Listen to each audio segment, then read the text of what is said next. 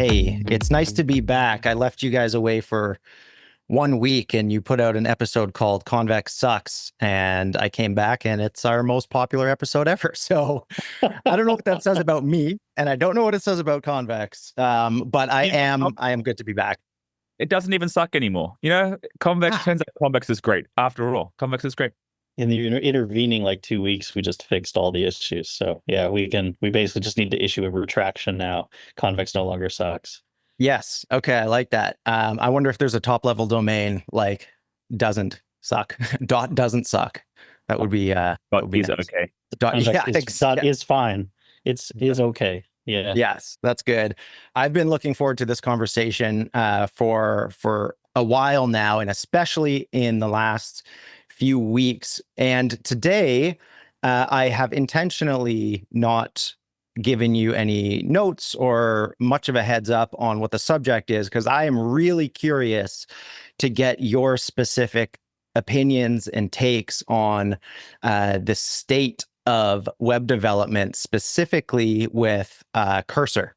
So I've been using AI for the past couple of years in various magnitudes to help me with development. So a couple of years ago, it was GPT 3.5, which started to be like, okay, wow, this is, quite useful in specific cases where you're able to give it enough context and have it spit out code. And then things have been getting better and better and better at a pretty unbelievable pace. And so I've used a lot of GPT-4. And then for the past couple months, it's been all Claude 3.5 Sonnet, which is, every time one of these new models comes out and people start testing it, it's like this step function in improvement in coding. It's one of those things that has the potential to profoundly change the world. And I don't say that lightly. For me, what I'm seeing is that there is an inevitable future where AI is doing a lot of development. And there are a lot of implications to that. The implications, I don't know what they are. I want to speculate on those with you. So as a little bit of an introduction about where I'm at when it comes to using Cursor and Claude. So when I'm talking about my own development, I'm using Cursor and I'm using Claude. And it is a really interesting mix of blowing me away and then punctuated by little bouts of disappointment. um, and this is why I think like inevitably the trend is like, it's so obvious to me. However, it's also not at that place where we see people who are really, really effusive about where it is today and how it's changed the world already. And I just don't think that's the case. So last Wednesday, about a week ago, I gave myself a goal. I set out to try to use Cursor and literally just prompt my way through creating an entire full stack app. I got this idea when I realized I came across the Cursor update, which is the composer they've called, which allows Cursor to create files, run terminal commands, and do other multi-file edits. And so that I think is a critical unlock. And it has proven to be such, but it's not all sunshine and roses. I was not able to prompt my way through. So my goal was to create a social media scheduling app. And I just wanted to tell Cursor what I was expecting, what kind of technologies I want to use. And I'm happy to go into some of the nittier, grittier details, but at a high level, what I discovered was that, first of all, it absolutely doubled my productivity. Yeah, maybe more. In the prototyping phase. You could say that. Yes, absolutely in the prototyping phase. What I have right now is a mess. And so I think the way you would need to really take advantage of things like AI and Claude and Cursor is to use it in layers and actually come up with like a strategic approach to how you want to use it to get the most out of it. I also realized that it wasn't really doing anything I wasn't already able to do manually. It was able to type a lot faster and to get me to a functional library or API usage faster than I could by reading the docs and messing up and having to fix those errors. However, every step of the way required some handholding, some fixing, some asking it to correct this, that, or the other thing. And I happen to be very familiar with social media scheduling applications and SaaS applications. And I think my prior knowledge around those very specific things enabled me to be effective with it. And I'm not sure that that's the case for a developer trying to build something that they don't already know how to build, if that makes sense. So that's kind of my lay of the land. It's getting there. It's really good, but we're still a million miles away from being able to prompt your way through a full app, let alone something in production. So it's pretty incredible time to be alive, and it's only getting better. James, let's start with you. Have you ever tried Cursor? Do you have any experience with it? And if so, like, what's your gut reaction on that? Absolutely. I mean, I think I can't help respond to what you said, Tom, because there were so many key phrases in there. Like, I already knew how to do it, so you didn't have to learn. And it was a prototype, and it got pretty close to what you wanted to come up with. And so yes, I've used Cursor, and I've used GitHub Copilot, and I've asked ChatGPT questions. And like you, I'm a professional software engineer, or have been for a long time. And yeah, I had never found it made me better ever, which is fine, right? And I think I was Jamie knows this. I texted Jamie. I was really disappointed in my first usage of a Cursor. It was on me. Somehow I thought that maybe it would make me better as an engineer, and it just it was completely useless, in fact, at solving any problem I didn't already know how to solve. But I found it made things more convenient. It made it faster to type things. It made it required less boilerplate. And I also felt there was many situations where it was much easier for me just to do what I already wanted to do. I think there's we can obviously talk a lot more about in this podcast, but I have very big questions around your ability as an engineer to understand something deeply, to develop and learn, and also kind of these questions about where excellence comes from. And in addition, the difference between a prototype that gets pretty close to what you want and a production-ready application that is exactly what you want and is scalable and maintainable. Can we just real quick on that? Can you split apart prototype versus not prototype, James? Yes, I mean, so obviously there's a lot of hysteria right now about. Actually, hysteria sounds too pejorative. I don't really mean this in a critical way, but people are just over the top excited about AI development. But almost all the examples so far have been like prototypes where, hey, I said build an app, and it built an app, and it's kind of close to what I wanted. Right. But when you build an application in real life for a real company that makes real money, it's not like getting close enough to whatever the robot decided to do. You decide about what you need to achieve, right? And in advance, and then you go and build that. And you decide that the bank transaction has to actually work, and then you go and build that on top of it. And there's quite a big difference between getting something close enough, getting something approximate, and getting something necessary. So I think I have personally found AI development really helpful in just helping with efficiency. Hey, made this function faster. Hey, create a template for me to make this boilerplate go away. I think the question is, and a lot of the narrative we're seeing is like, oh, hey, software engineering's over. Now we're just going to ask the robot to build an application for us. And obviously we're early on in this journey, so people are going to tell me, hey, James, it's too soon. You're being too soon to judge.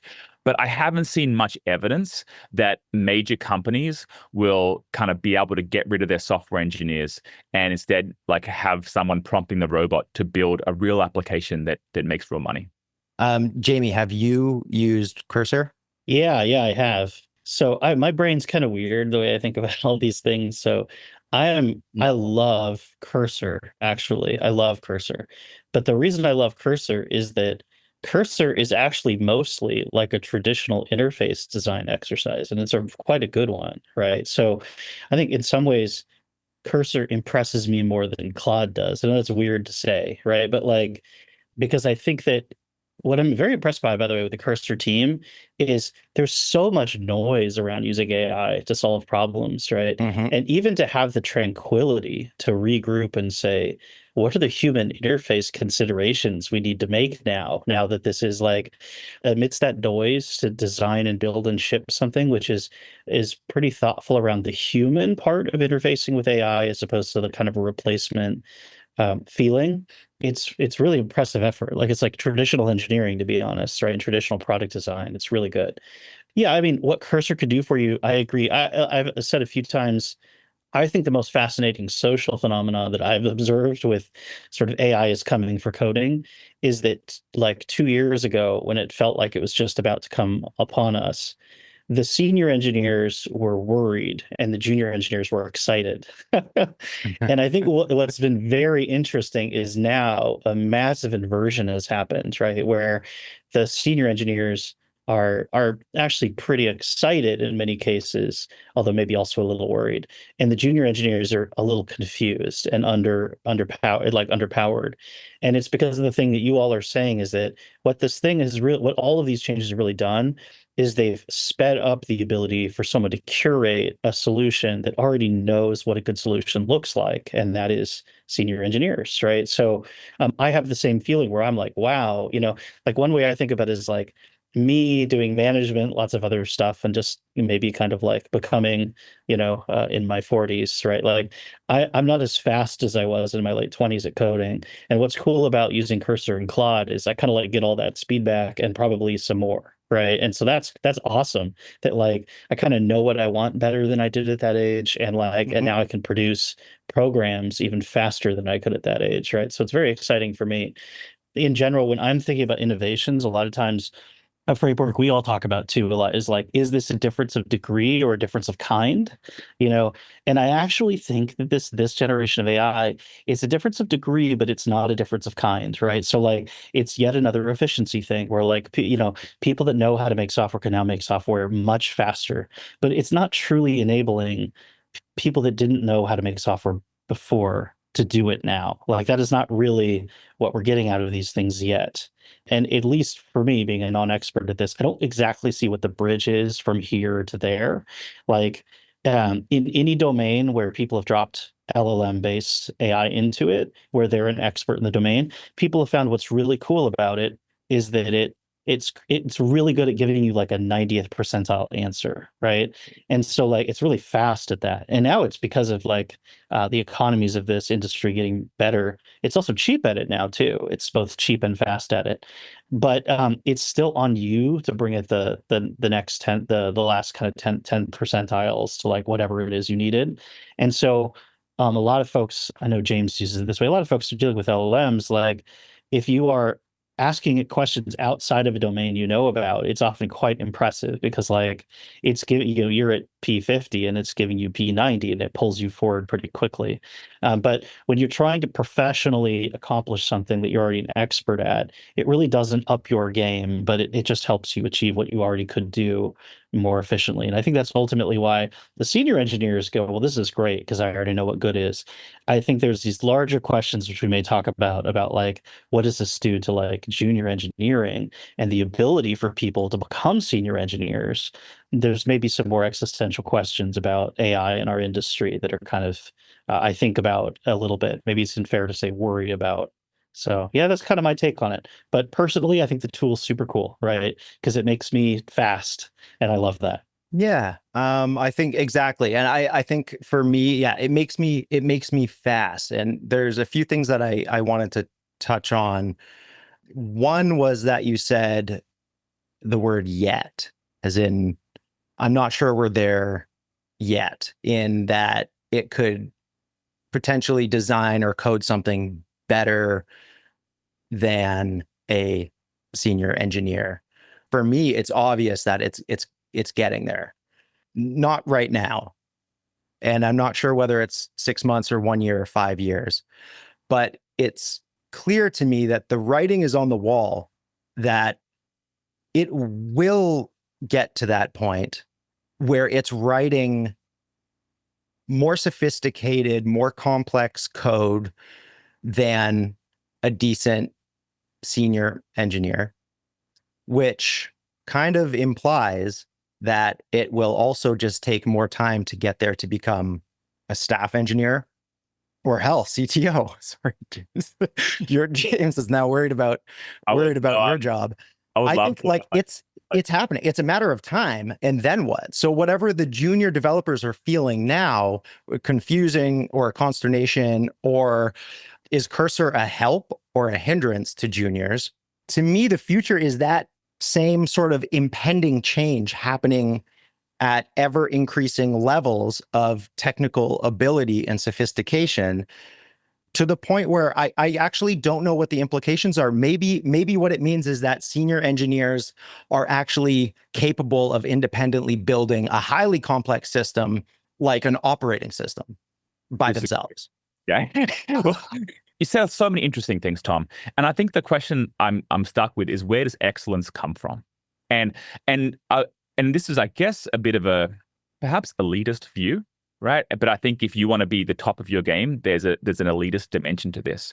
Whereas, like, I think the wisdom of the crowds is great at getting you to some competent baseline. But, you know, we open sourced Convex. We didn't open source Convex so some hobbyists can come and make Convex, like, fix our bugs for us, right? We open source Convex so people can trust the platform, right? It's our job and the job of the engineers who work here to be the best people in the world at building a backend as a service or building a database. And so I would never outsource the development of Convex to the wisdom of the crowds, because the crowds aren't as wise as the individuals here who are the experts in their field. And so I think AI has been tremendous so far at eliminating inefficiencies that perhaps shouldn't be there to begin with. But then you ask, what are you left with? Where does true greatness come from? And I think true greatness often comes from innovation or standing out from the crowd or contributing something that hasn't been done before. And so for the team here, I expect them, a lot of people here do use AI in their to help with their development, but I expect them to be better than the AI, right? Because if they're not, what are they doing here, right? And so sure, that's this is Jamie's argument at the top of the market, right? For the very best software engineers, they need to be better than the training set, frankly. So you might ask, can AI be better than its own training set? I don't know yet. Yeah, I don't think so. That's an interesting question, but let's come back to that. That gets into AGI. I mean, that to me, that's where that clear inflection is, because you're right. By definition, it can't come up with novel ideas, right? It wouldn't be able to take everything that it knows about databases that exist today and come up with a better fundamental database design than the most proficient database experts on the planet, right? We haven't seen it happen. It maybe it's possible, but we haven't seen it happen. And we haven't seen AI make art that's better than an artist, and we haven't seen AI make music that's better than a musician. I can't prove that that's not possible. But I will say that, in terms of the differentiated top of the market, we have yet to see that emerge, I think. I think maybe one reason why, at least why I say the current generation of this LLM-based approach we're taking, I guess I was betting, I would say I don't think it's going to get there, is that producing a novel idea and then validating it is better. It relies heavily on reasoning, actually, right? And not just an efficient surfacing of a communally validated excellent idea, right? And the AIs are quite bad at reasoning right now, right? LLMs are very bad at reasoning. And there's a whole bunch of ongoing research that, again, is probably James and I are more database experts, not really AI experts, but there's some very interesting papers and research going on about is there a way to sort of get to reasoning with LLMs? And it feels like the answer might be no. So we'll see. But will there be new kinds of AI that come out in the future that truly do get to the point of demonstrating true reasoning? Yeah, possibly, right? But I think that the stuff we have right now, not sure, like, if anything, the capabilities are starting to taper off a little bit, and then the economics are just getting better, right? So I think that my guess would be what we're going to have for the next 5 years or 10 years or 15 or who knows, right? Is like, what are the commercial and human applications of this generation of stuff? And a lot of it feels like it's going to be human assist kind of stuff, not human replacement. And that is still an extremely economically viable thing that will have a big impact on the industry and the technology industry specifically, but probably other industries. But I think that leap, I did this thing a little while ago where I wanted to make like a cool demo project where like I had the LLMs playing a game against each other and it created kind of a tournament of, which LLM with what prompts. They all lost because they were so bad at reasoning. And here's the thing is that I would say, well, when you propose a move, explain why that's the right move, right? And the explanations were incredible. They were compelling. They sounded right, but the actual move didn't make any sense, right? So, and Right. if you think through what LLMs actually do and how they work, of course that's how it works, right? Like this text is, I mean, ultimately the things these things generate was what it was sort of optimized for, was to be compelling and convincing to all of us, because that's when it became commercially viable to turn around and start to market to all of us. So it sounds great. But if you really test it on true reasoning, even just something like a little outside of a well-known pattern, like the most popular game on earth or whatever, even chess, it's not good at, right?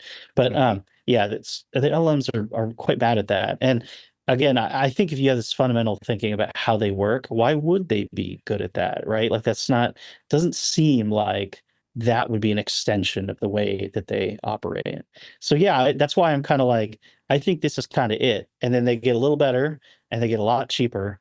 And then the real fun process is the human process of us hyperventilating and us calming down, and then us saying, once the dust is settled, what will truly change about this? Because something will, and then how do we all integrate that, and then get into a new cadence of how the industry works with this. But I think end of software or an inexpert just saying, I want a social network to appear in front of me and that to happen. I don't really see a path to that at this point.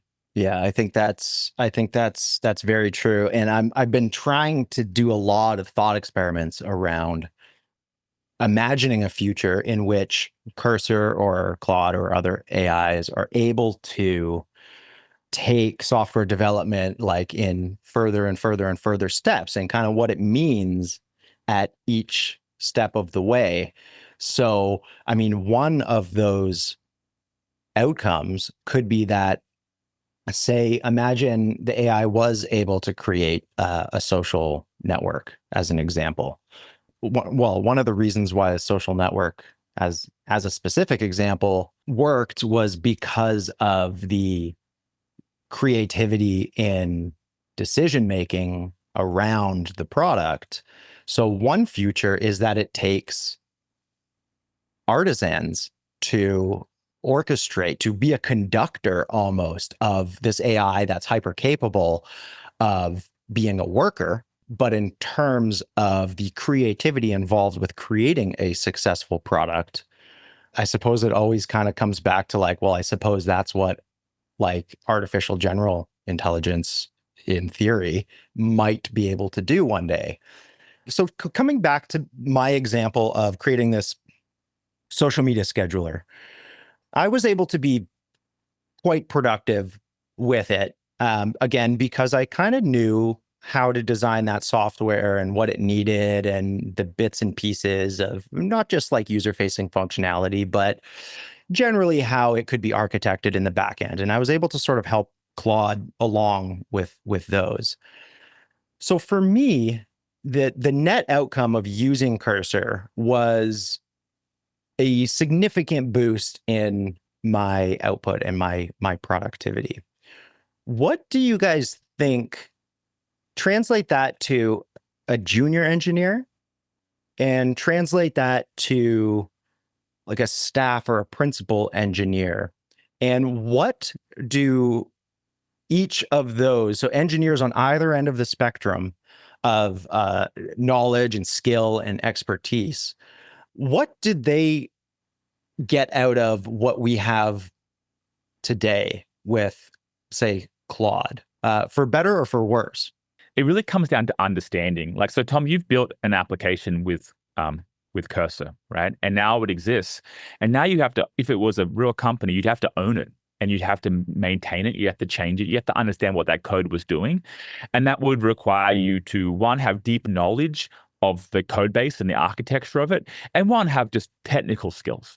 And so I think AI is great in the hands of senior engineers who already kind of have a deeply ingrained sense that these things are important.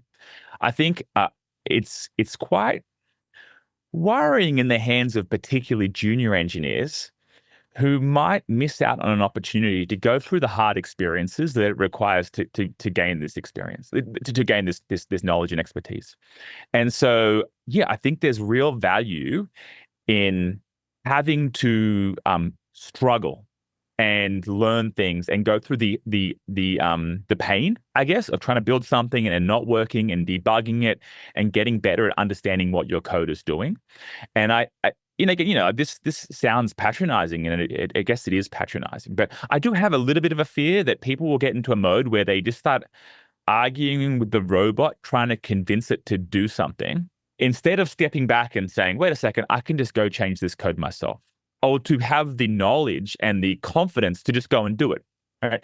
And so if someone comes in with relatively minimal programming experience and they have a conversation with the robot for a day and they produce an app, my question then is like, cool, now what happens?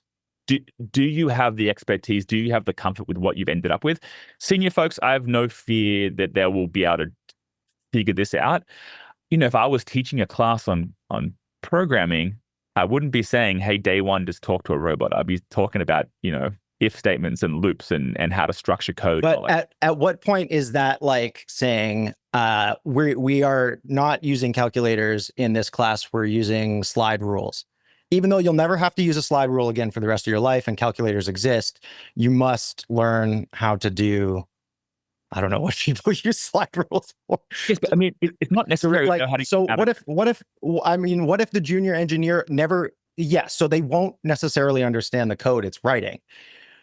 Why? Like, so what if the AI can go and fix that, and if they can just be like, hey, this isn't working. Can you dive in and figure out why? What does it matter? Has that ship sailed where that actually becomes like not a useful skill for them to go and have to maintain it because the AI can maintain it? Well, the calculator is 100% correct, right? That's why it's a complete abstraction. So they don't have to go back to the slide rule because the calculator might not have been right? So if there's a chance they have to decompose what was made because it's not actually done, then I think that's the difference on that. Like, it's actually a really fair point you bring up, right? How isn't this just, we should still be using slide rules, right? Calculators completely replace slide rules, and AI, at least yet, does not completely replace knowing how the program works. And so that is a little bit of a difference in kind, I would say, between these two. Is it just because of the code quality that the AI is producing, though? And so if on an extreme end, if the AI was producing subjectively very good code, indistinguishable from like a staff engineer, does that bring it closer to it being a calculator? Yeah, because it's a compiler, right? Like developers don't know how assembly works anymore. They don't have to, because compilers are a complete abstraction. They pretty much always work, right? So you would have to say whatever the tool is, whether we call it AI or not, if it 100% always produced the right thing, then you wouldn't need to say you still need to build the skills a layer down to be able to take it apart, because so I think AI is this charged idea, but it's just another tool. And I'm sure 40 years ago, people were saying you need to really understand how the machine language works because the compiler will let you down. And now people just don't. Nobody cares anymore, right? So calculator is a complete abstraction of a slide rule, and a generative AI is not even close yet, as you yourself said, Tom, when you tried to build your project, right? So that's a pretty big difference. And I want to double down on that, the calculator example, and Jamie framing it as an abstraction, because Jamie's a wise man. You don't have to know how to do long division to know what division means, right? My God. So the calculator does not occlude the concept, right? You type in the 7 divided by 2 and it gives you the answer, right? But if someone came and said to you, well, I don't know what division is, I just press the 7 button and then the divide button and the 3 button and then we get the answer, right? You would say you do not have a functional understanding of division and what the point of that is, right? And I think the issue is AI is currently not a complete abstraction for 2 ways. One, it is not precise, but 2, it does not help you as yet understand the concepts deeply. So you can talk to an AI, to LLM, and it can produce some code, and you may have no conceptual understanding of that code. And the conceptual understanding of how your system works, what the components are, how they interact, what it's doing, are really, really important, and they are far more important than programming. That's improved the degree of how we program. It hasn't changed the nature of it at all. Why though? Why is it important to know how that works? I'm trying to understand, with the calculator example, if you take 7, you don't have a fundamental understanding of division, but you need to make this number smaller by 2.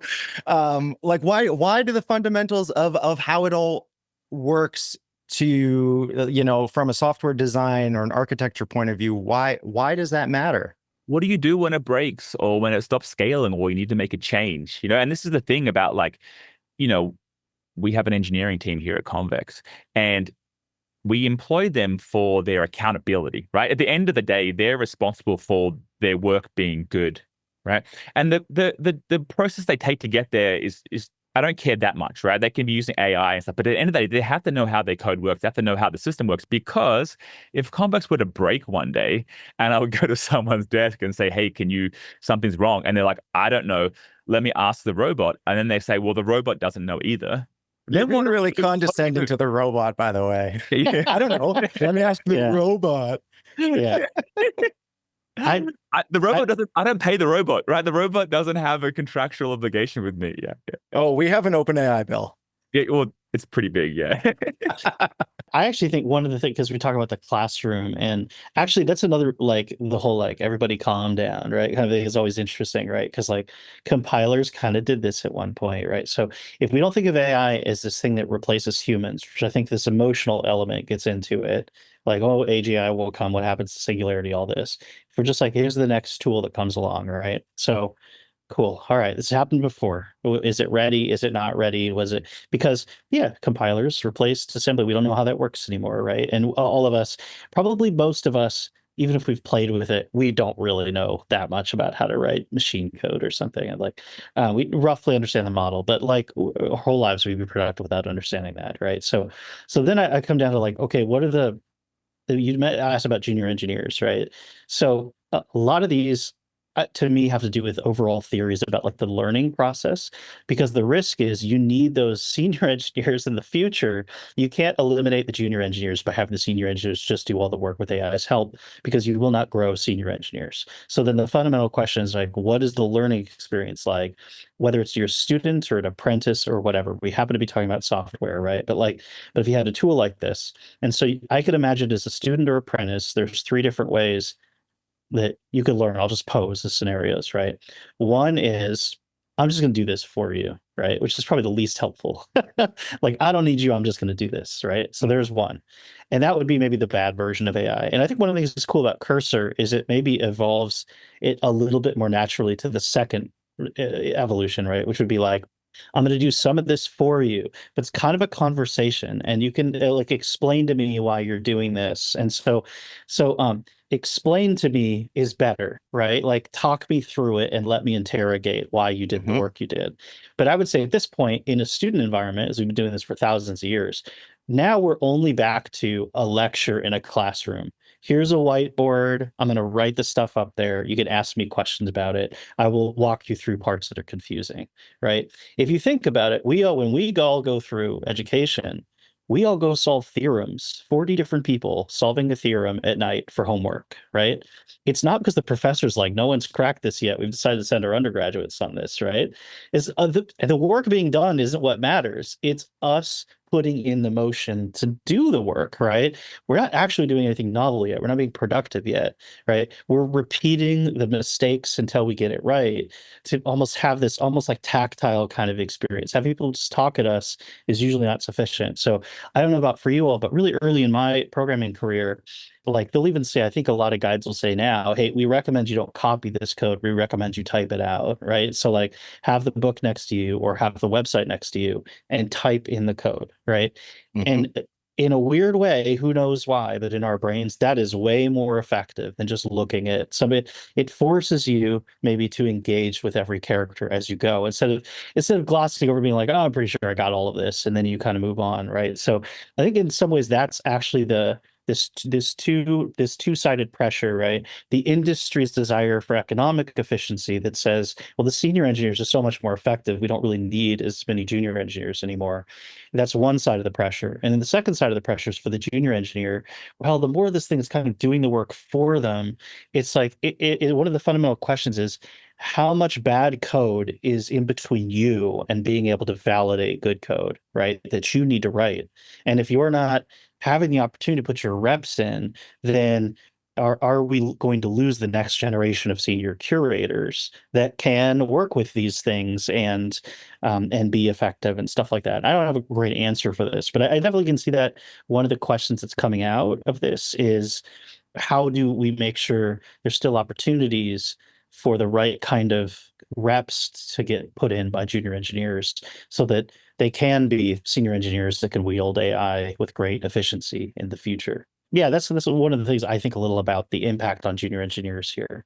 I would bring that home. One way this shows up for us at Convex, right, is it like we'll sometimes have people come and ask us questions, right, about their code. They'll say, "Oh, I have this error and I don't understand it," and we'll look at the code. We'll say, "Well, can you show us the function or whatever," and they'll paste it, and we don't understand what the whole thing is for. But the problem is they don't either, because we realize that like all that happened is the code gen worked up until this one point, and then the types didn't work out. But because they didn't have the contextual understanding of everything else that was generated, neither of us is able to really help much with what we're actually trying to do here. And this one line isn't the problem. It's the weak understanding of all the things around it that the problem that's a pretty big gulf to cross.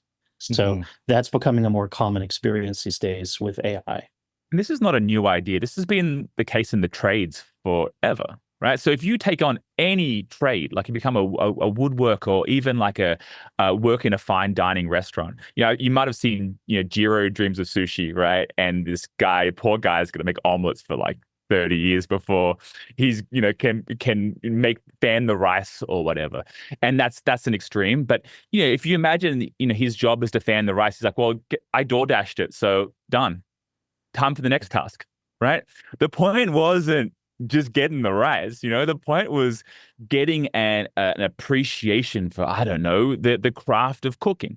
So people deeply understand this in most trades. Most apprentices have to do things in like the less efficient way because it helps them gain like an actual understanding. Like, yes, you could use a 3D printer. Yes, you could use a laser cutter. Yes, you could use a power sander, but sitting down with a chisel and making dovetails helps you understand wood in a deeper way that will make you a better fine woodworker later on in your life. And I think what Jamie and I are saying is deeply understanding what you're programming at the right abstraction level, right? So we both of us don't think you have to go write assembly code these days. At the right abstraction level, which raises all the time, you have to deeply understand what you're doing to be the best at your craft.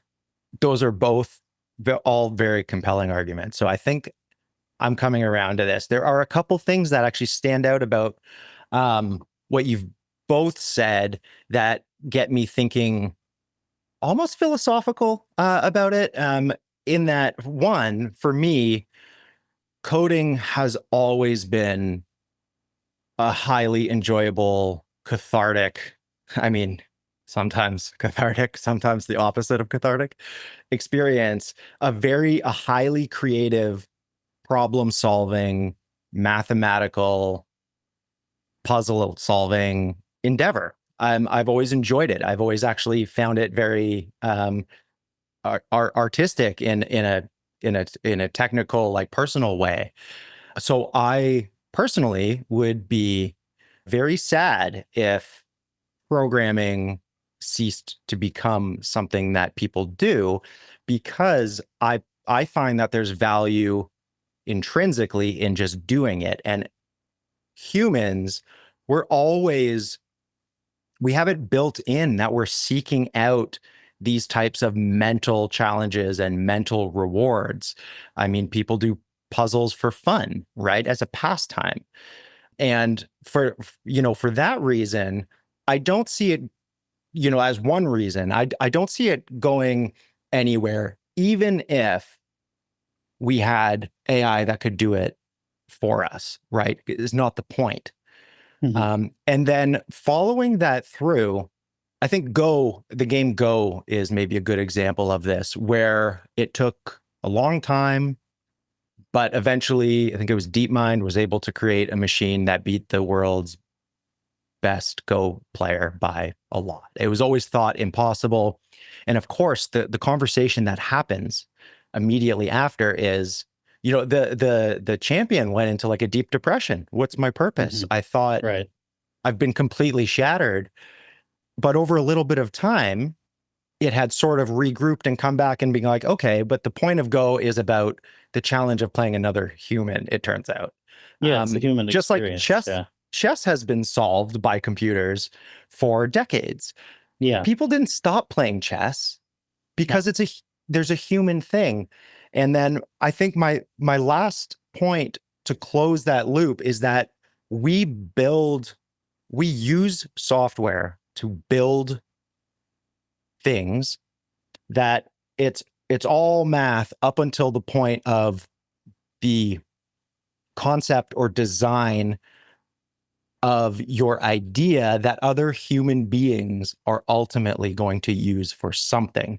So there is this sliver at the end that is always going to be really closely tied to the human aspect. So as mathematical as you want to get from the way that it's built, ultimately, to get to that place where somebody's going to use your idea for something of value or entertainment or fun, it requires a person. And then bringing that back to both of your points, in my head, I'm like, well, we don't want to ruin junior engineers with AI because learning is very tactile, repetitive thing you have to do. You can't just be told. You have to do it. Yeah. So that we don't. Learning is inefficient, right? Yeah. That's right. That's right. And so it's that we don't end up with a missing generation of senior devs. And in my head, I'm like, well, why would we need senior devs? Right. But I'm then coming back around to that to say, well, what if you designed this product and you had AI build it, and then it turns out you actually wanted to make a change or add a feature, or you have a new idea that builds upon it, and you have no idea whether that is 4 months worth of an AI's work or 4 seconds, because you have no idea about how that's architected or how that's built. You don't know what the cost is to make that change, or to fix that bug, or to add different improvements, or morph the thing, because you have no fundamental idea of how it's created or how it's structured. It's entirely a black box. It's entirely abstract, and you're lost. I think that there's an interesting part of that understanding, the fundamental understanding, that I've not convinced myself yet will become obsolete. So Yeah, I mean, kudos to both of you for helping me come around. Yeah, I mean, I think that it's true. It's true. Humans have always existed in the part that's left, right? Like the compiler replaced the assembly language, and humans have always, we might think now we're deeply engaged, in the future we'll be less engaged. But this deeply engaging part is just the layer that obfuscated and replaced a lot of other things that humans used to have to do to computers. So I think that, yeah, that, and then the other thing where I think sometimes if technologists start to feel maybe some dread about AI, like some of the conversations we've had internally, right? Or yeah, there's the chess example, right? But there's even more fundamental stuff, right? Like we built a machine stronger than the strongest human like 300 years ago, right? Or probably earlier.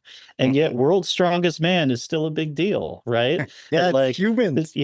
we still are psyched about Usain Bolt running 26 miles an hour when we have a car that can go 620 miles an hour on the salt flats or whatever, right? Like the empathy of the human experience and human excellence is a pretty evergreen thing. And so I think there will be an edge of it that always remains human, because ultimately the only reason we're making all these things is for humans. And so then that's why the health of the industry to me is what matters a little bit more than about what the tools could do today or not. Is that like the efficiency, the charge for efficiency doesn't actually kind of undermine our human ability to tap into this as a useful tool for all of our benefits. So, but yeah, I think it's going to be okay.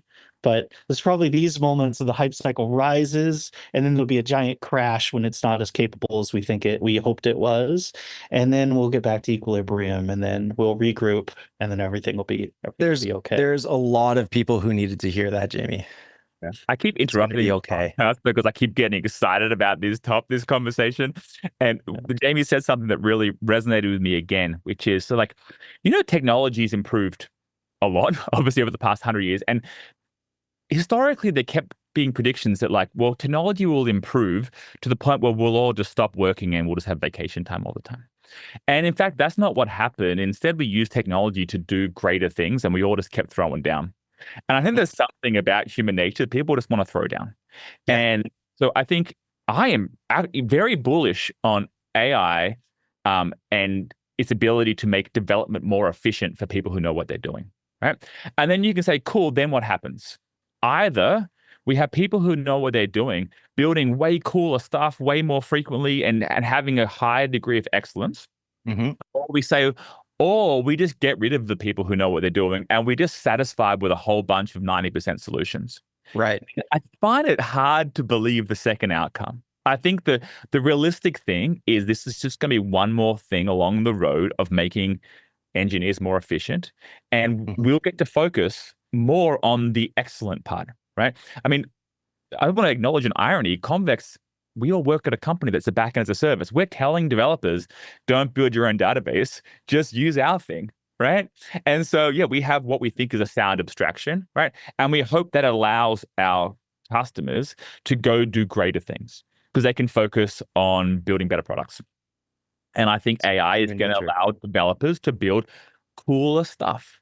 And I'm very skeptical about whether it's going to make us just be satisfied with commoditizing engineering. I like that. I think so too.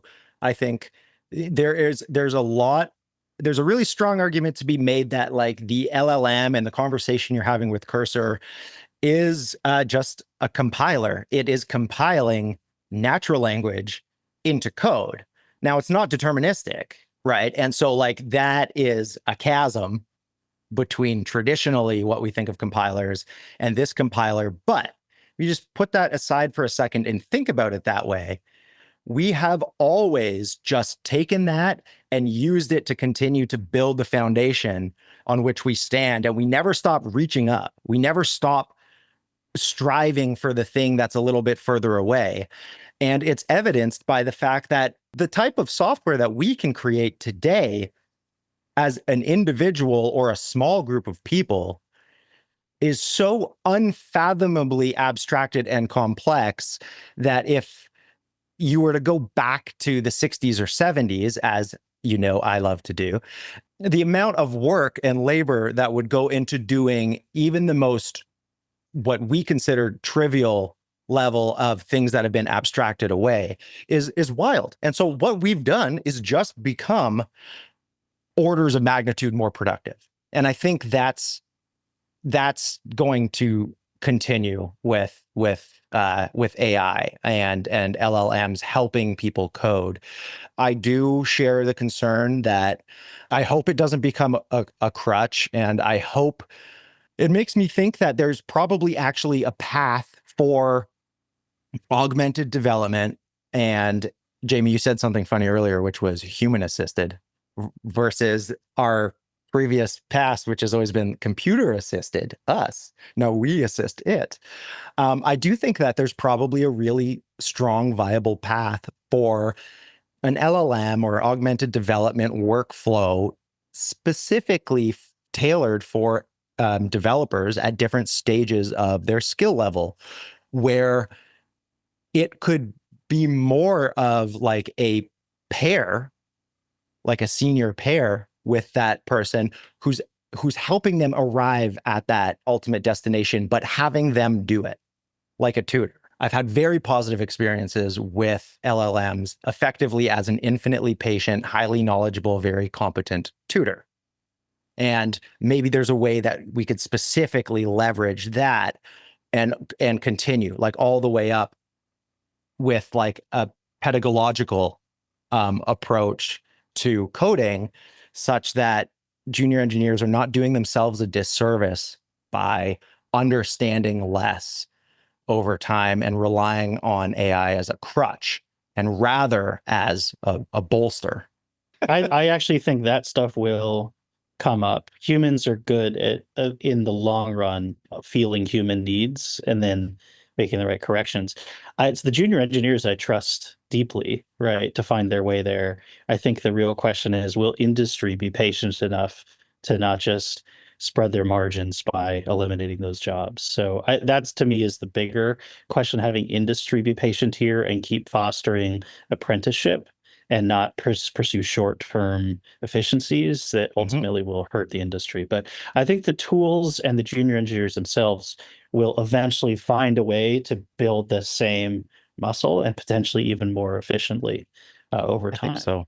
And they might just sidestep everybody else the way that young people have a uncanny tendency to be able to do. If they're faced with adversity, you know, the creative solutions to carving out their path to their goal has never ceased to amaze me. I was once young, even. You, Tom, really? Come on. My message to the young developers of the world, right, is that your job is to be better than an LLM, right? And that becomes harder every day. It becomes harder because the LLMs get better, and it becomes harder because the opportunities for growth sometimes might be limited because you're competing against people who are like, you know, churning out prototypes using LLM. But you know, there's like, are you a tool user or are you a tool builder? Are you a consumer or are you a producer? And I think, you know, if you want to reach that, you know, place of having a very stable career that pays well and is gratifying, it's finding a way to get beyond that. And then I think, you know, programming is such a tremendous career because you get to solve fun problems and get paid for it. There's a lot of artistry in it, which is part of what's so fun about it. Practical advice, I've told this to a lot of junior engineers, I would say turn off Copilot or Claude every other day or so, especially in your first few years of programming. Like, use it half the time, converse with it, build the practical muscle that your career will probably be next to it. But maybe for right now, shut it off like half the time and just code without it, because I don't think we've fully assessed like the impact of having it on 100% of the time quite yet. So that'd be something I would suggest early in your careers. Turn it off sometimes and feel the frustration of, you know, oh, I had a typo there or whatever, because it does something for you we don't completely understand yet, that it's okay to remove. It's admirable and worthwhile to try to become an expert of a craft, to become an artisan. And I don't think that's going anywhere. You know, there's bespoke versions of everything. And you know, just because there's a machine that could paint the Mona Lisa doesn't mean anybody would care about it. It was because Da Vinci did it. that Absolutely. people are like, wow, look at what the human is capable of. And that came out of their brain, that creativity.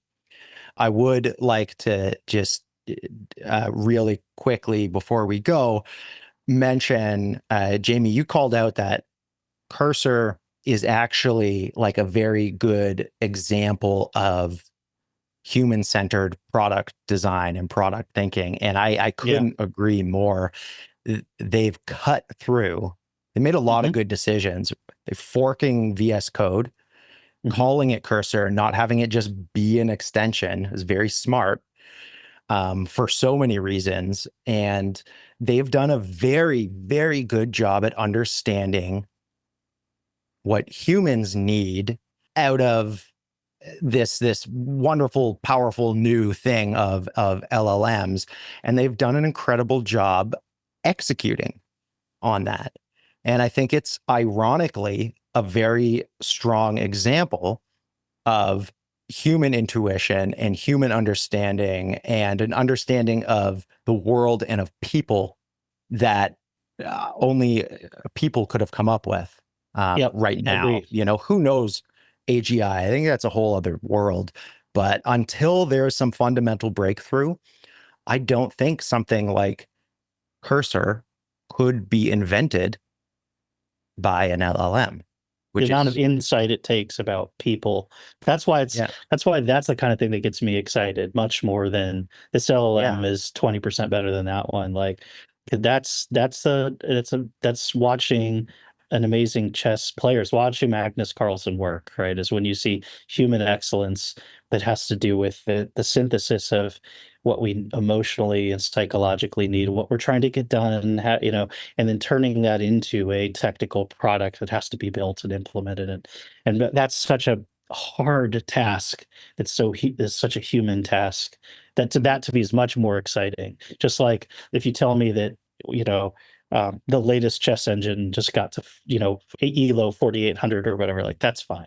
Right. But like, I'd rather watch Magnus. Good for the robot. Good for the robot. Yeah. Awesome. Okay. Any final thoughts before we go? This has been a really, really fun conversation, and I'm sure we'll have another on similar topics as things evolve every 6 months or so, it seems.